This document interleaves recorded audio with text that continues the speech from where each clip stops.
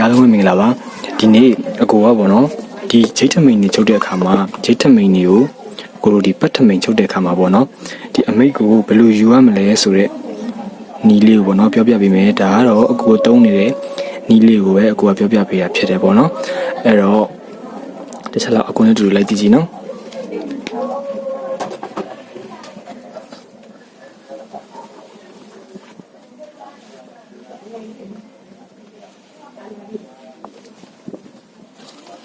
အခုဒါဆိုလို့ရှိရင်ဒါအကိုချုပ်ထားတဲ့ပတ်ထမိန်ပေါ့နော်ပတ်ထမိန်ဒီမှာအကိုအတွင်းထဲမှာဒီအမိတ်ကိုပေါ့နော်အမိတ်ကိုအကိုဖြတ်ပြီးတော့မှပြန်ပြီးတော့မှဆက်ထားတာဒီမှာဒါအမိတ်ကိုပြန်ဆက်တာနော်ဒါအပေါ်ကအကိုဒီအမိတ်ကိုပြန်ခောက်ထားတာနော်ခောက်ပြီးဒီကအမိတ်ကိုဖြတ်ပြီးတော့မှဆက်ထားတဲ့ဆက်ကြောင်းပေါ့နော်ဒီလိုမျိုးဒါအကိုတုံးတယ်ပတ်ထမိန်ပေါ့နော်အခုပြီးတော့ဒီမှာအသားကျိတ်လောက်ထားတယ်နော်ဒီဥစ္စာလေးကိုတစ်ချက်ပြောပြပေးမယ်ဘယ်လိုလုပ်လဲဆိုတာဟုတ်နော်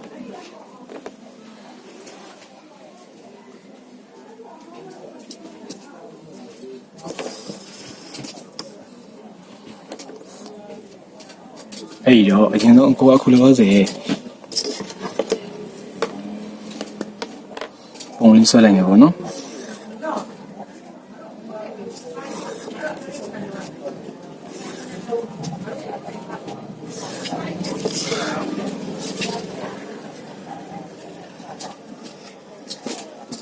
ထားပါတော့ဥပမာဒါဆိုလို့ရှိရင်ကိုတို့ဒီကောင်ကလုံကြီးခွင်းဆိုကြပါစို့เนาะဒီကောင်ကကိုတို့ဒါလုံကြီးခွင်းဆိုလို့ရှိရင်ကိုဒီမှာဒီလိုဘေးမှာအမိတ်ပါတယ်ပေါ့နော်အမိတ်ပါတယ်ကိုဒီဂျိတ်ထဲဆိုလို့ရှိရင်ပေါ့နော်ဂျိတ်စင်ဆိုရင်ကိုဒီလိုဘေးမှာအမြဲတမ်းအမိတ်ပါတယ်ပေါ့နော်အဲ့လိုမျိုးအမိတ်ပါတယ်ဆိုတော့ကိုကဒီဥစ္စာကိုဘယ်လိုယူမလဲဆိုတော့ကိုပြောပြမယ်ပေါ့နော်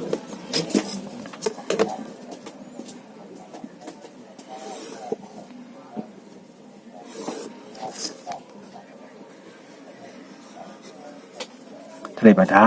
ချိတ်ပေါ့နော်အကွာခွနောက်စာသေးနေတော့ပြန်ခောက်ဖို့တော့မရှိတော့ဘူးเนาะအဲဒါနှစ်ခုပြန်ဆက်ကြအဲ့တော့ဒီကအမိတ်တစ်ခုလို့ဆိုကြပါစို့เนาะအမိတ်တစ်ခုပေါ့တော့ဒါအမိတ်တစ်ခုပါတယ်ပေါ့ဒီကောင်ကအမိတ်အဲ့ဒါဆိုလို့ရှိရင်ကိုတို့ကဘယ်လိုလုပ်မလို့ဆိုလို့ရှိရင်အရင်ဆုံးအကိုသုံးတဲ့နီးမှာဆိုလို့ရှိရင်ကိုကဒီအမိတ်ရဲ့အခုအလားမိတ်ပေါ့အလားမိတ်ရဲ့ဒီဘေးကိုအကိုတွေ၄စိတ်ဒါမှမဟုတ်လို့ရှိရင် 1.5 လောက်အကိုကမှတ်ပြီးတော့မှဖြတ်ထုတ်လိုက်တဲ့အကောင်เนาะအကောင်ဖြတ်ထုတ်လိုက်တယ်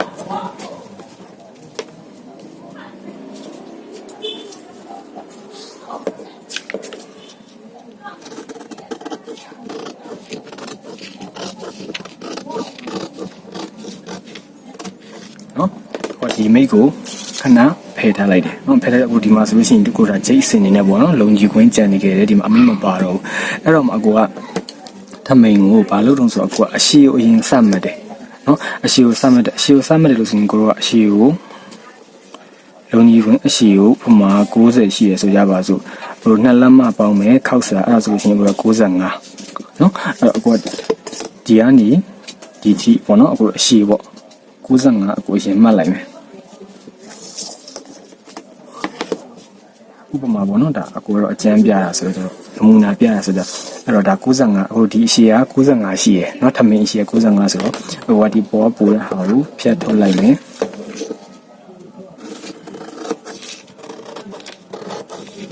ဒါဆိုရင်ဒီစာအကို customer ရဲ့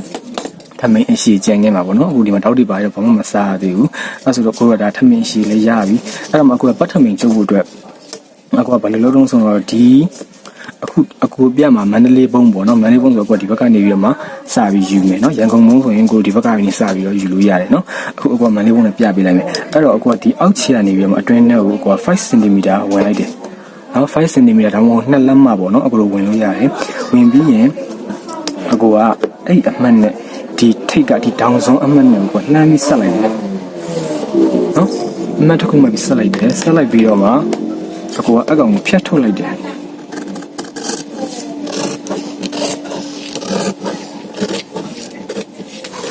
ကိုဖြတ်ထုတ်လိုက်တယ်ဒါအောက်တောက်စားထားတယ်လို့မျိုးပေါ့နော်ဟိုပုံမှန်ပတ်ထမင်းချုံနေကြလို့ဆိုတည်ရဒီကအောက်တောက်စားတယ်လို့မျိုးကိုဖယ်ထုတ်လိုက်တယ်ဖယ်ထုတ်လိုက်ပြီးတော့မှခုနက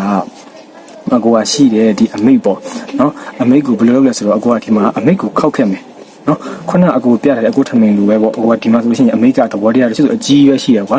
ကိုလိုချင်တဲ့လောက်ကိုအကူခောက်ခဲ့လိုက်မယ်အဲ့တော့အကူကခုဒီဘက်မှာခုနအကူကဒါ 1.5 ဒါမှမဟုတ်ရင်ကို၄စိတ်ချန်ထားတဲ့တက်ပေါ့နော်အဲ့ဘက်ကမဟုတ်ဘဲနဲ့အကူကဒီဘက်ကနေပြီးမှခောက်မယ်နော်တကယ်လို့ရန်ကုန်ဘုံဆိုရင်တော့ဒီဘက်ကနေ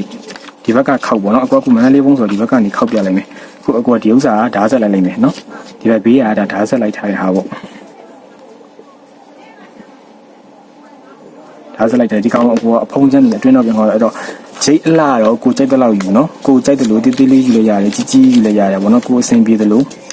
ယူပြီးတော့အခုအတွင်းထဲကိုခောက်ချလိုက်လို့ရတယ်။အဲ့တော့ကိုကစတမာကမူဒီရကြိုက်တယ်လို့ယူလို့ရတယ်ပေါ့နော်။ကြည့်ကြက်ပြီးတော့ယူပေါ့။အဲ့တော့ခောက်လိုက်ပြီဆိုရင်အခုဒီမှာအလားအမိတ်လေးကြံခဲ့တယ်။နော်ဘယ်လောက်ကြံခဲ့ရမဟုတ်ဘူးကိုကစတမာရဲ့ခန္ဓာကိုယ်ကမူဒီရအဆင်ပြေတယ်လို့ကြည့်ပြီးယူပေါ့နော်ဒီအမိတ်ကအဲ့တော့ရပြီအခုဒီမှာခုနကအခုဖြတ်ထုတ်ထားတဲ့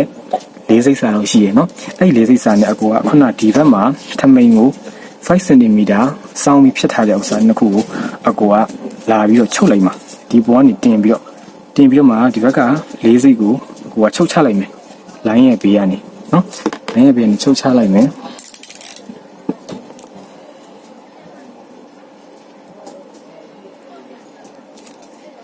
လောလောဆယ်တိတ်နဲ့ကပ်ပြလိုက်မယ်နော်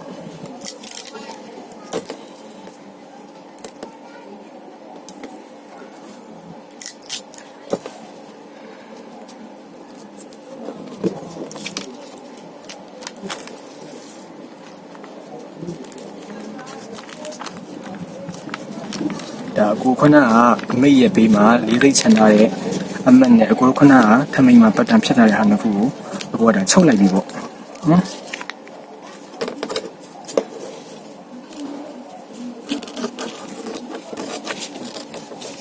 နားလည်နော်ဒါအစင်ပြေလို့ဖြစ်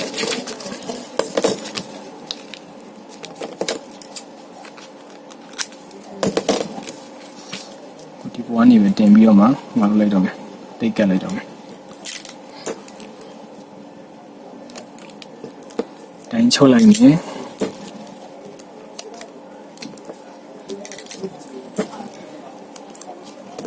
ပြီအဲ့ဒါဆိုခုနအကူအမိတ်နဲ့အခုဒီအောက်မှာနှစ်လက်မပေါ့နော်5 cm စောင်းထားတဲ့ဥစ္စာကိုအကူကဆက်ပြီးသွားပြီနော်ဆက်ပြီးသွားပြီဆိုတော့အကူကဂွင်းကိုပြန်ပြီးတော့ညှိမယ်အဲ့တော့အခုဒီမှာအပေါ်ပိုထွက်နေတဲ့ဟာကိုဒီပေါ်မှာအကူတို့ခဏဖြတ်ထားတဲ့မြင်းဖြောင်းတိုင်းပဲပြန်ဆွဲမယ်ပြီးလို့ရှိရင်ဒီအောက်ခြေမှာလည်းဒီကောင်ကနည်းနည်းလေးထွက်နေလိမ့်မယ်ဒီလိုတိတ်မတိတိုင်းနဲ့ဒီကောင်ကပြန်မစားလဲရတယ်နော်ပြန်မစားလဲရတယ်အဲ့တော့ဒီဘဝဟောက်ကိုဖြတ်ထုတ်လိုက်မယ်ဘဝဟောက်ဖြတ်ထုတ်လိုက်မယ်ဖြတ်ထုတ်ပြီးဆိုလို့ရှိရင်အခုဒါအမိတ်ဆက်ပြီးသွားပြီပေါ့နော်အဲ့တော့အခုလုံကြီးခွင်းစပြီးတော့မှတ်တော့မယ်ဆိုတော့အခုဘယ်လိုမှတ်မလဲဆိုတော့ပေါ့နော်အခုတော့ပုံသေးနီးကဒီဘက်အဖုံးချမ်းပေါ့နော်အခုဒီအဖုံးချမ်းအတွက်ဆိုလို့ရှိရင်ဥပမာခါအစာနှစ်ပေါ့နော်ခါစာနှစ်အပေါင်း2 or 5 2 or 5ဆိုတော့ဘယ်လိုမျိုးအခုပြောပြမယ်တကယ်လို့ customer ပေါ့နော်တကယ်လို့ customer ခါစားနှစ်ကိုခါကိုနှစ်နဲ့စားရတယ်စားလိုက်ပြီးတော့မှကိုတော့2ပဲပေါင်းတယ်ဆိုလို့ရှိရင်ကိုထောက်တွေပါမထည့်ဘူး customer ပိန်ပါပဲပေါ့နော် bite တွေပါလည်းအဲ့လိုမျိုးထွက်မနေဘူး bite တွေပါလည်းအရန်မပူဆိုလို့ရှိရင်ကိုဒါ2လောက်ပဲပေါင်းပေးရပြီတကယ်လို့အဲ့လိုမှမဟုတ်ဘူးကိုတို့ကဟို customer အနေနဲ့လေပေါ့နော် bite လည်းနည်းနည်းထွက်တယ်တကယ်လို့ထောက်ရှေ့မှာထောက်တွေပါထိုးမယ်ဆိုလို့ရှိရင်ကိုတို့က5ပေါင်းပေးရအဲ့ကြလို့ရှိရင်ကိုတို့ဘာလို့အောင်ဆိုတော့ကြတော့ဒီ5မှာကြတော့3 cm ထောက်စားနော်2 cm ကြောင့်ဒီတိုင်းပေါင်းပေးထားတာပေါ့နော်အဲ့လိုမျိုးဖြစ်သွားမယ်အဲ့တော့ဒီကိုဒီ2ဆိုလို့ရှိရင်တော့လေတောက်စားစရာမလိုဘူးနော်တောက်မပါတော့ဘူးရှေ့မှာတောက်မပါတော့ဘူးပေါ့နော်အဲ့လိုမျိုးရှိတယ်အဲ့ဒါပြီးတော့မှအနောက်မှာကိုတို့ကပုံမှန်ဒီဂျိတ်ထမင်းတွေယူသလိုပဲ4545ဆိုပြီးယူမယ်ပြီးလို့ရှိရင်အကိုတို့ခါအစာ4ဆိုတဲ့ပတ်တန်ကိုယူမယ်နော်ခါစား4ဆိုတဲ့ပတ်တန်ကိုယူမယ်ပြီးလို့ရှိရင်အကိုတို့4545ထပ်မှတ်မယ်နော်ထပ်မှတ်မယ်အဲ့ဒါပြီးရှင်ကိုတို့ကဒီမှာခါအစာနေအပေါင်းကိုတန်းလောက်ယူမယ်ပေါ့နော်တန်းလောက်ယူမယ်အဲ့တော့အခုကိုကလောလောဆယ်ဒီမှာဆိုလို့ရှိရင်ခါအစာနှစ်အပေါင်း5ဆိုတဲ့ဟာနဲ့ဆွဲပြမယ်နော်အဲ့အခုကဒီမှာထမိန်ရက်တာမလှပဲအချမ်းပေါ့အတွင်းကြီးပေါ့နော်မလှပဲအချမ်းဒီမှာဒါခောက်ထားတာအမိတ်ကိုပြန်ခောက်ထားတာနော်အဲ့ဒီကနေဥပမာအခုကခါက 60ရှိရဆိုကြပါပြီเนาะဥပမာပြောပြရเนาะ60ဆို60ကိုနဲ့က30 30နဲ့35အဲ့တော့အခုဒီကနေဒီအတွင်းနဲ့ကို35စင်တီမီတာမှတ်လိုက်မယ်ဒါဘယ်လို35ပေါ့เนาะ35စင်တီမီတာမှတ်လိုက်မယ်မှတ်လိုက်ပြီးတော့မှအခုကဒီအပေါ်ကနေပြီးတော့မှအောက်ကိုအခုတွေ5စင်တီမီတာเนาะ5စင်တီမီတာဒါမှမဟုတ်ပို့ပြီးတော့စောင်းနေတယ်ဆိုရင်ကိုဒါ6စင်တီမီတာပေါ့เนาะကိုအဆင်ပြေသလိုချလို့ရတယ်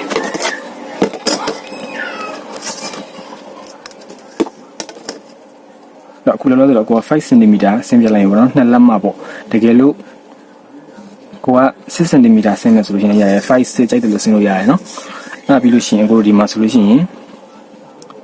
4 cm တမတ်မှတ်မယ်ပြီးရင်5 cm တမတ်မှတ်မယ်ပြီးရင်4 cm တမတ်မှတ်မယ်5 cm တမတ်မှတ်မယ်เนาะအဲ့ပြီးကိုခါအစားလေးဆိုတော့ခါ60ရှိရဆိုတော့ကြတော့60အစားလေးဆိုတော့ကိုဒါ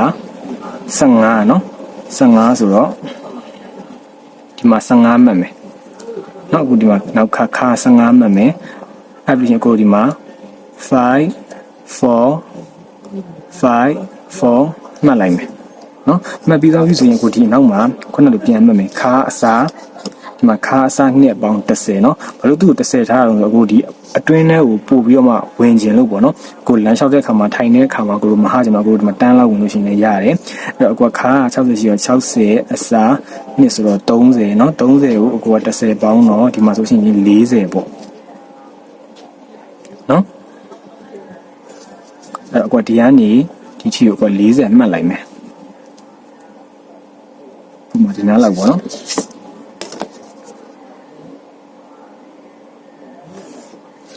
40လောက်မှတ်လိုက်မယ်အဲ့တော့အခုကဒီရှေ့မှာဆိုရင်ဒီမှာ35စင်တီမီတာပေါ့နော်အဲ့တော့ဒီနောက်ကနေပြီးတော့လေ35လောက်ပေါ့နော်အခုဒီဘက်က5စင်တီမီတာတိုးပြီးခံမှန်းကြည့်လောက်ကနေပြီးတော့မှသူ့လိုပဲအခုလို5စင်တီမီတာနှစ်လက်မှဆင်းပေးမယ်ဒီနားလေးမှာပေါ့နော်ဒီ40မှာမဆင်းဘူးเนาะဒီ35လောက်မှာပဲဒီရှင်းနဲ့တူအောင်လို့เนาะဒီနားမှာကို5စင်တီမီတာဆင်းမယ်အဲ့တော့အခုဒီ4စင်တီမီတာအမှတ်ကနေပြီးတော့မှဒီ5စင်တီမီတာချထားတဲ့နေရာနေလမ်းပြီးတော့မှအခုဒီ40စင်တီမီတာအထိမှတ်လိုက်မယ်ဒီဘက်မြင်းထိမှတ်မယ်เนาะဒီမြင်းထိမှတ်လိုက်မယ်မှတ်ပြီးဆိုမှအခုတော့ဒီမှာဒေါက်တာချောင်းထိုးမယ်ဒေါက်တာချောင်းထိုးမယ်ဆိုတော့ခုနကဒီ35ရှိတဲ့ဥစ္စာကိုအခုတဝက်ဝက်မယ်เนาะတဝက်ဝက်ပြီးတော့မှဒီနှစ်ခုကိုတဝက်ဝက်မယ်နော်ကိုဒီမြင်းကိုတဝက်ဝက်ပြီးတော့မှဒီခလဲကောင်မှာကိုဒေါက်တစ်ချောင်းထိုးမယ်နော်12စင်တီမီတာလောက်ထိုးလို့ရတယ်ပေါ့နော်12လောက်ထိုးမယ်ပြီးကိုဒီမှာ 1.5 ဒေါက်တွေထိုးလိုက်မယ် 1.5 ဒေါက်တွေထိုးလိုက်တော့ဒီမှာကိုဒီမှာဆိုလို့ရှိရင်ဒီဘက် 1.5 ဒီဘက် 1.5 ဆိုတော့ဒါ3စင်တီမီတာဖြစ်သွားမှာပေါ့ဒေါက်ကြီးอ่ะနော်ကိုဒီမှာဒေါက်တစ်ချောင်းထိုးမယ်ပြီးလို့ရှိရင်ဒီရှေ့မှာဆိုလို့ရှိရင်လည်းအကိုကဒီမြင်းဒီကနေပြီးတော့ဒီမြင်းပေါ့နော်အဲ့ဒီမြင်းကိုအကွာ3ပုံပုံလိုက်မယ်နော်3ပုံပုံလိုက်တယ်3ပုံပုံလိုက်ပြီးတော့မှဒီပထမအပုံကနေပြီးတော့မှတောက်ကိုထိုးမယ်အကွာဘိုက်ကိုတောက်ကိုဘိုက်ပေါ်တက်ကြီးမရောက်ချင်တော့ဒီဘေးလေးဆောင်းဆောင်းလေးကျရင်3ပုံပုံပြီးပထမတစ်ပုံမှာထိုးမယ်အဲ့ဒါကိုလည်းအဲ့လိုပဲကိုတို့တောက်အရှည်က12စင်တီမီတာကို1.5 တောက်ထိုးမယ်ပေါ့နော်1.5 ဆိုတာ3စင်တီမီတာထိုးမယ်အဲ့ဒါဆိုကိုရပြီပြီးလို့ရှိရင်ဘာလုပ်မလဲဆိုတော့ကိုဒီဘက်မှာခောက်စာပြန်ခောက်ဖို့အတွက်ထားပြီးမယ်เนาะခောက်စာဒီဘက်ကအခု5စင်တီမီတာအမြဲတမ်းထားတယ်နဲ့လက်မှာပေါ့เนาะအဲ့တော့ကိုကျိတ်တဲ့လောက်ထားလို့ရပဲသဘောတရားဘယ်လောက်ပဲထားတာအခုဒီမှာခောက်စာကို5စင်တီမီတာထားတယ်တဲ့ဖြစ်လို့ကြောင့်ဒီအတွင်းထဲကိုက5စင်တီမီတာပြန်ဝင်မယ်เนาะအခုဒါဒီတိုင်းကြီးဆိုတန်ကြီးဆိုတော့ဒီအတွင်းထဲမှာ5စင်တီမီတာပြန်ဝင်မယ်ဆိုတော့ဒီလိုဆောင်းဆောင်းလေးဖြစ်သွားမှာပေါ့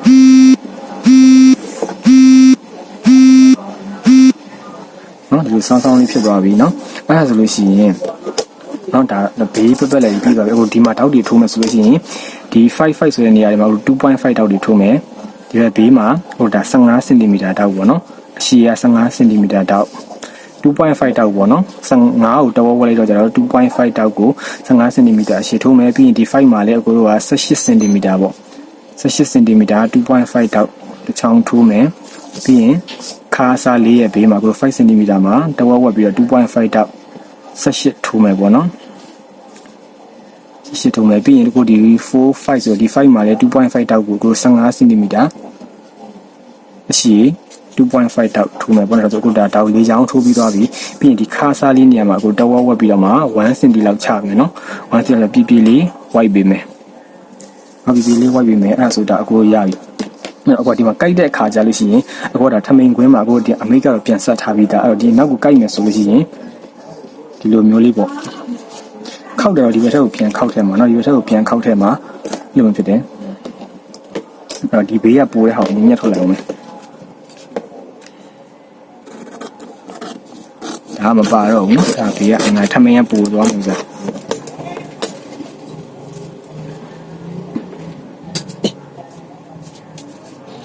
အဲ့တော့ကိုကညှက်လို့ရှိရင်ဒါခောက်တာဒီဘက်ထက်မှသူမမြင်ရမှာဆိုတော့ကိုကညှက်လို့ရှိရင်ဒီတိုင်းလေးဒီဘက်ကိုခဏခောက်ပေးလိုက်တယ်ဒီမြင်းလေးတိုင်းမယ်เนาะအခုတောက်စားတဲ့ငနေညှက်ပြီးတော့မှဟိုဒီဘက်ကိုဒီဘောလေးနဲ့စပြီးညှက်လိုက်တယ်အဲ့လိုမျိုးเนาะအဲ့ကြတော့မှအခုဒီမှာဖြန့်လိုက်တယ်ဆိုလို့ရှိရင်ဒီတကယ်လို့ကိုဒီဘက်ကိုလည်းဓာတ်ဆက်လိုက်ပြီးလို့ရှိရင်ဒီအတွင်းထဲကိုခောက်လိုက်ရုံပဲเนาะအဲ့ကြဒီပေါ်မှာလည်းညီညီနေလိမ့်မယ်ပေါ့เนาะကိုမဟာတော့ဒီတိုင်းလေးရပြီအဲ့ကြတော့မှအခုခဏပုံမှန်လုပ်တယ်လို့ပဲပေါ့เนาะဒီမှာတောက်တီချုပ်မယ်တောက်တီချုပ်မယ်တောက်တီချုပ်မယ်အော်ဒီမှာညှက်ရအောင်ဒီဘက်ကဟာကိုလည်းအခုဖယ်ထုတ်လိုက်မယ်ညှက်လိုက်မယ်ပေါ့เนาะအဲ့တော့ဒီဘက်မှာအောက်ကစားရမျိုးတော့အကိုကခုနကဒီအမိတ်ကိုဖြတ်ပြီးကြရစားပြီးတာဖြစ်တဲ့အတွက်ကြောင့်မို့လို့ပေါ့နော်အဲ့ဒါကြောင့်မို့လို့အကိုကအခုဒီမှာဆိုရှင်ဒီ pattern 9ရဆိုတော့ကိုကလုံးကြီးမှာဆိုရှင်ဒီတိုင်းမှတ်လို့ရပြီးသွားပြီပေါ့ပြီးသွားရင်ကြိုက်ပြီးဆိုလို့ရှင်ကိုဒီမှာတောက်တိချုပ်မယ်နော်တောက်တိချုပ်ပြီးသွားပြီဆိုလို့ရှင်အကိုဒီမှာကပတ်ပြားတက်မယ်နော်ကပတ်ပြားတက်ပြီးလို့ရှင်အကိုဒီမှာအသားကြီးတွေပါတက်လိုက်မယ်ဆိုလို့ရှင်ကိုဒီမှာချက်ချက်ကက်နေပေါ့နော်အောက်တွေလည်းမပွားပဲနဲ့ပေါ့နော်အမိတ်ကလည်းဝက်လိုက်လို့ရှင်အကိုဒီမှာစင်းပြီးကြနေမယ်ဒါပထမိန်ပတ်တန်ပေါ့နော်ရပြီပေါ့အခုဒီဂျိတ်ကိုအမိတ်ကိုလည်းဘယ်လိုယူရမလို့ပေါ့နော်အမိတ်ကလည်းဖြတ်ပြီးဆက်ထားတာဖြစ်တဲ့ကြောင့်မို့လို့ဆွေလည်းမဆွေဘူးအောက်တွေလည်းကိုကစားပြီးသားဖြစ်တယ်ပေါ့နော်အခုကတော့ဒီနီးလေးကိုတုံးနေတာအဆင်ပြေတယ်ပေါ့နော်အဲ့တော့အားလုံးလည်းတစ်ချက်လောက်လိုက်ပြီးချုပ်ကြည့်ကြပေါ့နော်အဲ့တော့အခုကဒီဥစ္စာလေးကိုလာပြီးပြောပြပေးရပါအဲ့တော့အားလုံးပဲအဆင်ပြေကြပါစေဗျ